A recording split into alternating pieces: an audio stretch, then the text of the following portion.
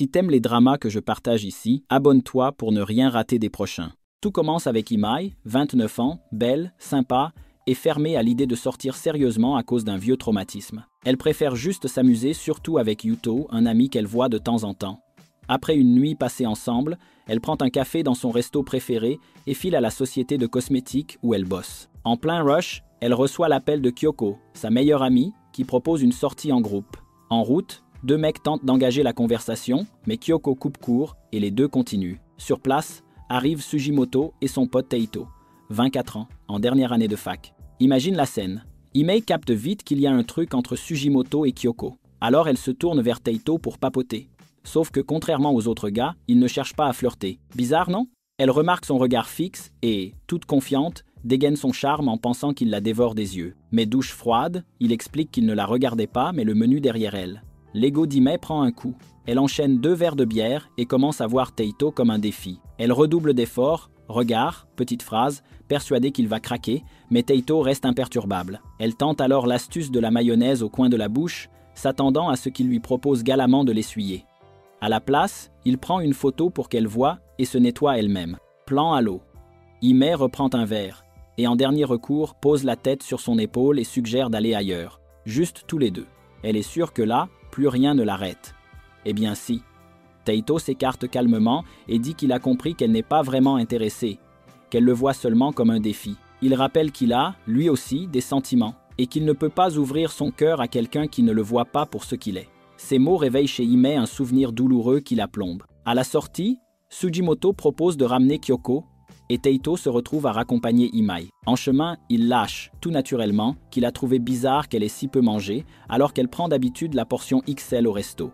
Tilt. Teito est serveur dans son restaurant préféré. Il raconte qu'il l'a reconnu tout de suite, il mémorise le visage des clients réguliers. Imei, qui y va souvent décoiffée et sans maquillage, voudrait disparaître. En plaisantant, elle le secoue et lui demande d'effacer cette soirée de sa mémoire. Il rigole. Et là, le portable d'Imei, en haut-parleur, c'est Yuto, prêt pour une nouvelle nuit. Elle accepte. Teito lui demande si elle a un petit ami. Imei précise que non.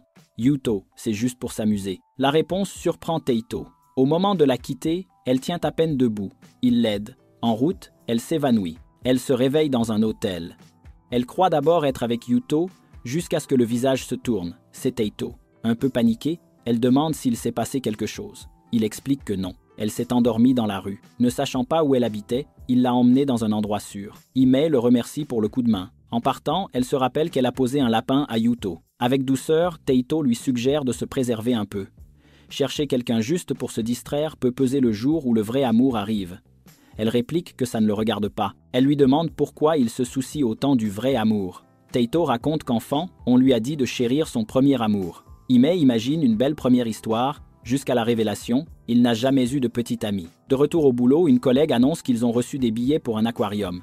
Imei en prend 2. Plus tard, elle retrouve Yuto qui n'écoute même pas sa journée et passe direct au baiser enflammé, tandis que les mots de Teito résonnent dans sa tête. Sur le chemin du retour, Imei passe devant le resto. Elle voit Teito au travail et décide d'éviter l'endroit pour ne pas le croiser. En arrivant chez elle, elle réalise qu'elle a oublié ses clés au bureau. Prête à filer à l'hôtel, elle tombe nez à nez avec Teito. Ils découvrent qu'ils sont voisins. Voyant son stress, elle explique la situation. Il est minuit. Il l'invite à passer la nuit chez lui, c'est plus sûr. Le geste fait fondre Imei. Dans l'appart, Teito s'excuse pour ce qu'il a dit le matin. Il admet avoir jugé trop vite. Il lui prête des vêtements confortables et Imei remarque à quel point il aime la mer. Elle lui demande pourquoi il est allé à cette sortie de groupe. Teito explique qu'il est reconnaissant envers Sugimoto pour plusieurs services rendus à la fac. Il prépare aussi une petite soupe chaude, ayant noté qu'Imei avait froid. Son cœur se ramollit. En discutant, il confie qu'il étudie les sciences halieutiques. Elle propose ses billets d'aquarium.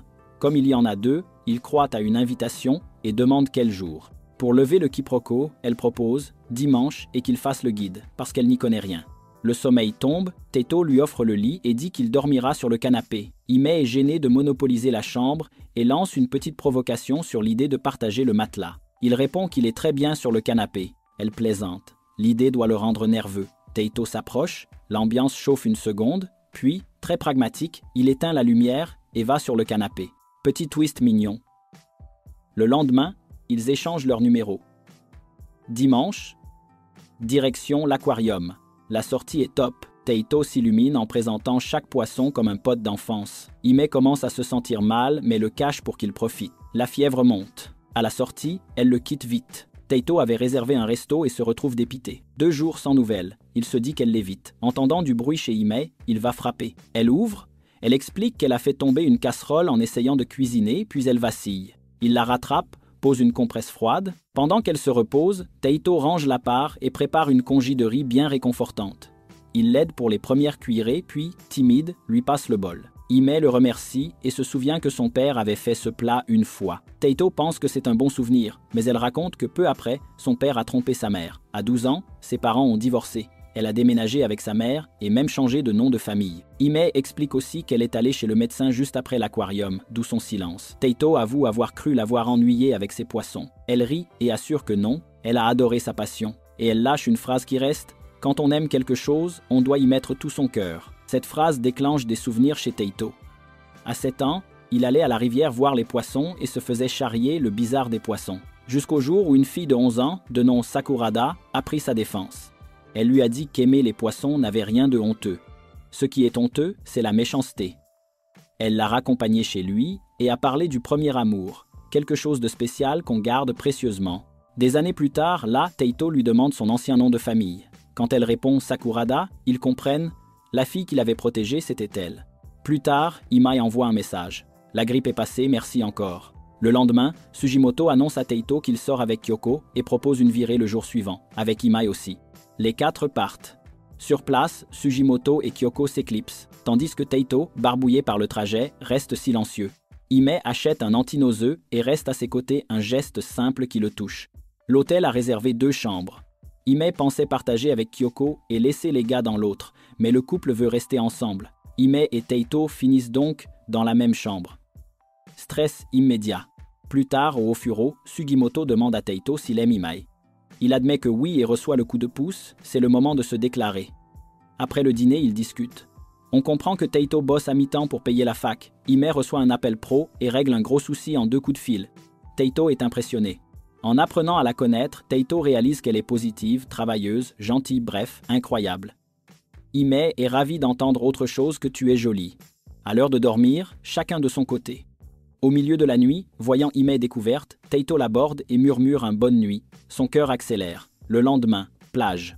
Ils marchent, papotent, Taito raconte leur rencontre enfant et qu'elle fut son premier amour.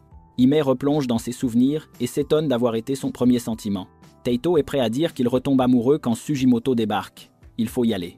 De retour en ville, Imai et Taito rentrent rayonnants quand Yuto traîne dans le coin, histoire de marquer le terrain. Le lendemain, Hime passe au resto voir Taito et le trouve en train de discuter gaiement avec une collègue, Azuma, avec qui il a prévu l'aquarium avec la promo. La jalousie pique. Au boulot, une collègue parle d'un tournage extérieur. Une fois la prise finie, la collègue s'en va et Hime réalise qu'elle est près de l'aquarium. Elle aperçoit Taito et Azuma en train de rire juste tous les deux, les autres ont fait faux bond. Le cœur se serre. Kyoko lui donne le bon conseil. Ne lâche pas Taito, c'est un mec bien, et lui demande de ne pas laisser le passé bloquer le présent. Et voilà l'histoire qui a blessé Hime. En terminale, Cho lui a déclaré sa flamme et a demandé à sortir avec elle. Elle a accepté. Premier amour.